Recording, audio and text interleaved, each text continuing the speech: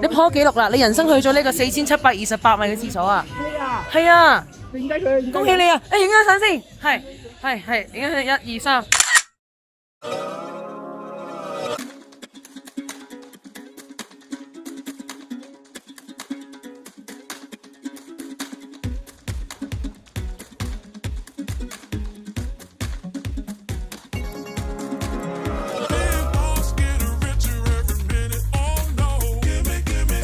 各位觀眾，我哋咧嚟到呢一個巴松，唔係錯係醋啊，巴松醋啦。咁呢度咧見到啦，呢邊咧右手邊咧就可以有呢個郵輪碼頭啦，左手邊咧有個叫做湖心島啊，即係呢一個湖心島。我哋就行嗰邊去睇一睇先。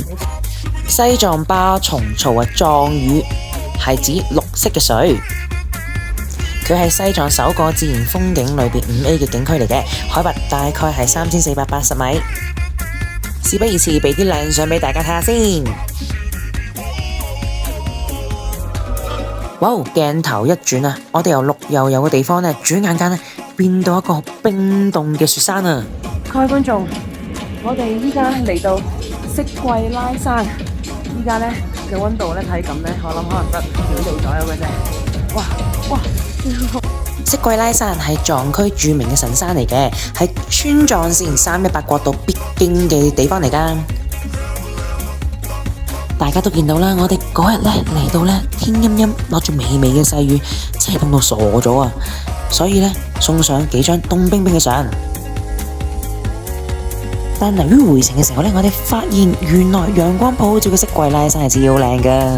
哇！大家睇下，有陽光爭幾遠啊！去完色季拉山之後呢，我哋鏡頭一轉啊，大概車程10分鐘左右，我哋嚟到第2個景點魯朗林海啦。各位觀眾，我哋嚟到呢一個呢魯朗林海嘅地方啊，俾咗呢一個原價30蚊嘅門票，今日特價15蚊，就嚟到呢一個位置啦。魯朗林海啊，藏語嘅意思呢係龍王谷咁解，海拔係大概3385米左右。提大家要嚟呢個林海嘅話呢，大家一定要帶備氧氣樽啊！你睇下我哋兩佬，真係隔住個 mon 都 feel 到呢條路一啲都唔簡單啊！哇！轉眼間我哋嚟到第2個景點魯朗小鎮。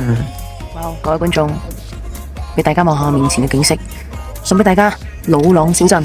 哇！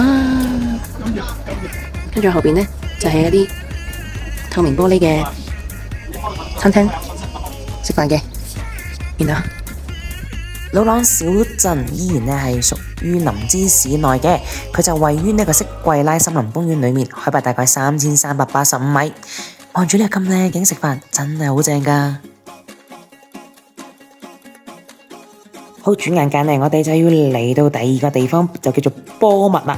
波密就位於西藏林芝市嘅東部，亦都係318國道嘅核心段嚟嘅。